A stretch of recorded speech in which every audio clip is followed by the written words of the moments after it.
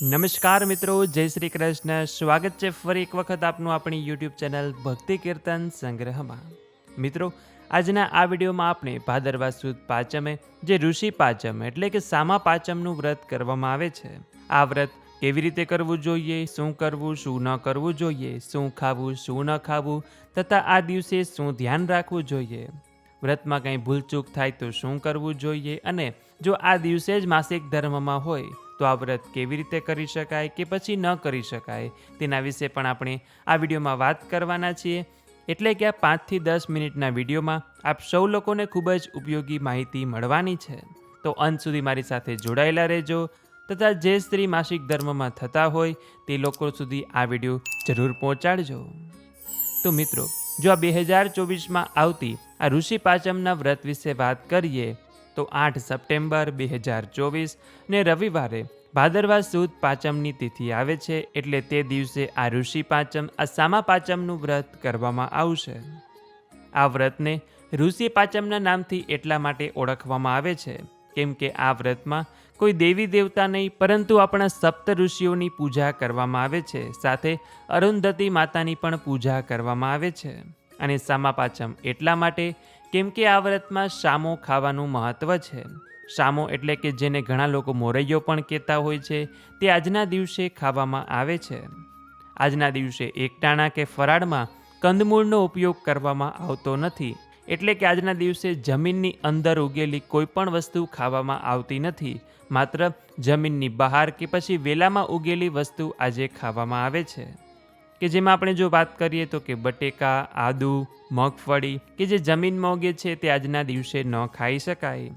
એ સિવાય આપ વેલાના શાક ખાઈ શકો છો કે જેમાં ટમેટા, ગલકા, કાકડી, દૂધી અને દરેક પ્રકારના ફ્રૂટ પણ આપ આજના દિવસે લઈ શકો છો. ઘણા લોકો આ દિવસે એકટાણું કરે છે.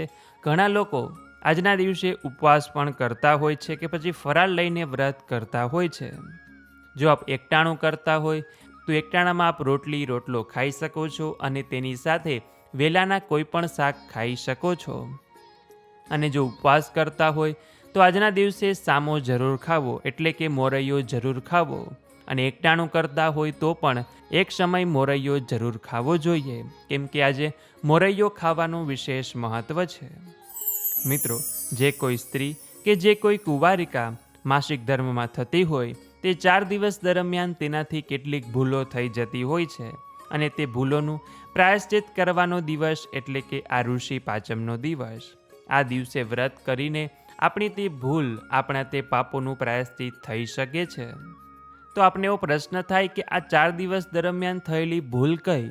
તો કે આપણા હિન્દુ ધર્મના શાસ્ત્ર અનુસાર એવું કહેવાયું છે કે જ્યારે સ્ત્રી માસિક ધર્મમાં હોય ત્યારે તેણે રસોઈ ન કરવી જોઈએ, પાણી ભરવું ન જોઈએ, ઘરકામ કરવું ન જોઈએ તથા ઘરની કોઈ વસ્તુ અડવી પણ ન જોઈએ, ધાર્મિક કાર્યો ન કરવા જોઈએ, દેવ મંદિરે ન જવું જોઈએ.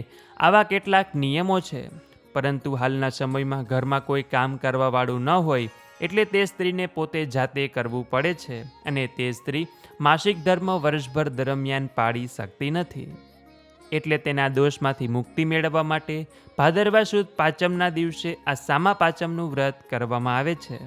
આ વ્રત જે સ્ત્રી અને જે કુંવારિકા માસિક ધર્મમાં થતી હોય તેને ખાસ કરીને કરવું જોઈએ કેમ કે રજસ્વલા ધર્મના દોષમાંથી મુક્તિ થવા માટે વર્ષભરમાં માત્ર આ એક જ દિવસ છે.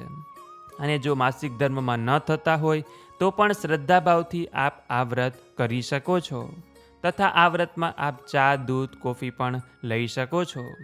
અને જ્યારે આપ સામો બનાવો છો એટલે કે મોરૈયો બનાવો છો કે પછી બીજી કોઈ ફરાળની વાનગી બનાવો છો ત્યારે તેમાં બટેકાનો ઉપયોગ ન કરવો જોઈએ.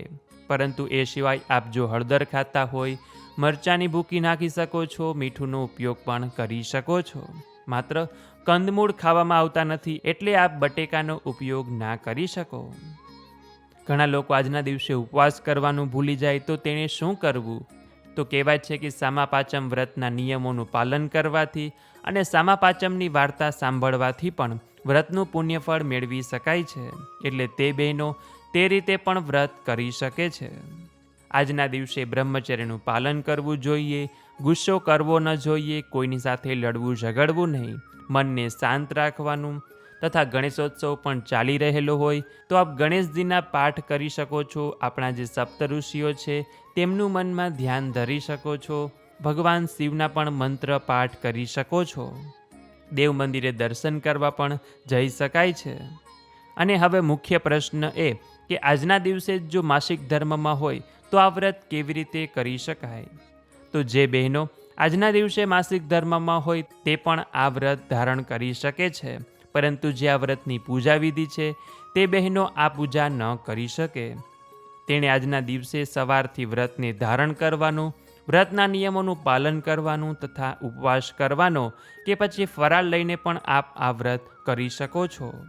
એટલે માસિક ધર્મમાં હોય કે ન હોય તે દરેક બહેનોએ આ સામા પાંચમનું આજના દિવસે વ્રત કરવું જોઈએ. જે કોઈ બહેનો પ્રેગ્નેન્ટ હોય તે પણ આ વ્રત જો થઈ શકે તો કરી શકે છે, જો ન થાય તો આવતા વર્ષે પણ કરવું જોઈએ. જે બહેનોને થોડા દિવસ પહેલાં જ ડિલિવરી આવી હોય અને જો તેણે આ વ્રત કરવા ઈચ્છતા હોય તો તે પણ આ વ્રત કરી શકે છે, પરંતુ જો તેનાથી પણ આ વ્રત ન થાય તો આ વર્ષે ન કરવું, આવતા વર્ષે આ વ્રત કરવું જોઈએ. તથા આ વ્રત કેટલા વર્ષ કરવું જોઈએ એવો પણ આપને પ્રશ્ન હશે.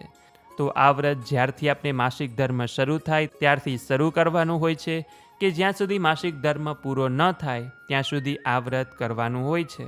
કદાચ એ વચ્ચેના સમયગાળામાં કોઈ કારણોસર વ્રત ન કરી શકો તો ચાલે, અને માસિક ધર્મમાં ન થતા હોય તે બહેનો પણ આ વ્રત કરી શકે છે.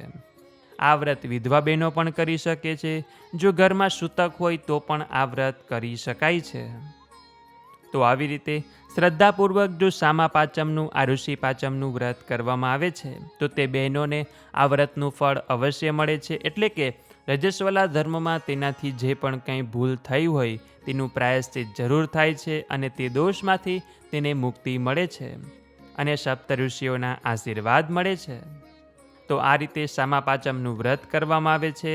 જો આપને હજી પણ કોઈ પ્રશ્ન હોય તો આપ અમને કમેન્ટ સેક્શનમાં પૂછી શકો છો, અથવા તો અહીંયા જે વોટ્સએપ નંબર લખેલો છે ત્યાં મેસેજ કરીને પણ આપ અમને પ્રશ્ન પૂછી શકો છો. અને હવે પછી નેક્સ્ટ વિડીયોમાં આપણે આ સામા પાંચમની વાર્તા સાંભળીશું કે જે વાર્તા વગર આ વ્રત અધૂરું ગણાય છે. તો દરેક બહેનો વ્રત કરતા હોય ન કરતા હોય, માસિક ધર્મમાં થતા હોય ન થતા હોય, તેણે આ સામા પાંચમની વાર્તા આજના દિવસે જ્યારે પણ સમય મળે છે ત્યારે જરૂર સાંભળવી જોઈએ. તો આપ સૌ બહેનો મારી સાથે સામા પાંચમના દિવસે વાર્તા સાંભળજો. તો આ વિડીયોમાંથી જો આપને ઉપયોગી માહિતી મળી હોય, નવું જાણવા શીખવા મળ્યું હોય તો આ વિડીયોને લાઇક કરજો. અમારી ચેનલમાં જો આપ નવા હોય તો સબસ્ક્રાઈબ કરવાનું ભૂલતા નહીં કે જેથી કરીને આવા જ અવનવા વિડીયો આપ સૌ લોકોને મળતા રહે. તો આ સાથે હવે મને રજા આપો, મળીશું ફરીથી એક નવા વિડીયોમાં. ત્યાં સુધી આપ સૌ લોકોને અમારી ચેનલના જય શ્રી કૃષ્ણ. ધન્યવાદ. મારી સાથે જોડાઈ રહેવા બદલ આપ સૌ લોકોનો ખૂબ ખૂબ આભાર.